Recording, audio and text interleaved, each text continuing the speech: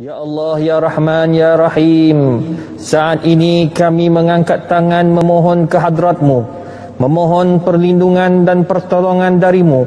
Ya Allah, kami sedar, kami akur wabak COVID-19 ini adalah teguran daripada-Mu, Ya Allah. Maka ampunkanlah segala dosa kami, kesalahan dan kesilapan kami, Ya Allah. Bantulah kami, hamba-hamba-Mu yang lemah ini, Ya Allah. Angkatlah, hapuskanlah wabak ini, lenyapkanlah ia, wahai Tuhan yang maha berkuasa, Ya Rabbal Alamin.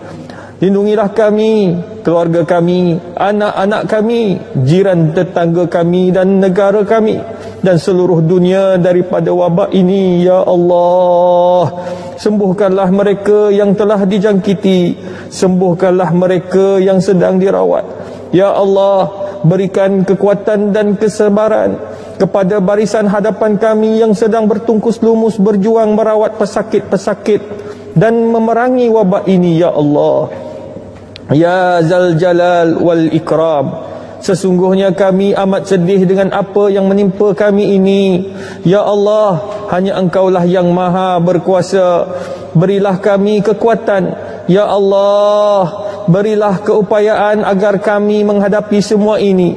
Semoga kami dapat memperbaiki kekurangan, kelemahan kami, Ya Allah. Semoga ada hikmah di sebalik ujian-Mu ini. Semoga semakin kuat keimanan dan ketakwaan kami kepadamu, Ya Allah, Ya Rahman, Ya Karim, Ya Jabbar, Ya Mutakabbir. Kami sedar, kami mahu Engkau tunjukkan kepada kami atas musibah ini. Ampunkanlah kami, Ya Allah, jika ini adalah kemurkaan-Mu kepada kami.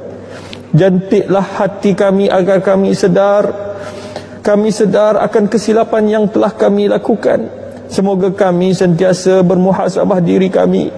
Semoga dapat diperbetulkan kehidupan kami, Ya Allah, Ya Allah, Ya Rahman, Ya Rahim.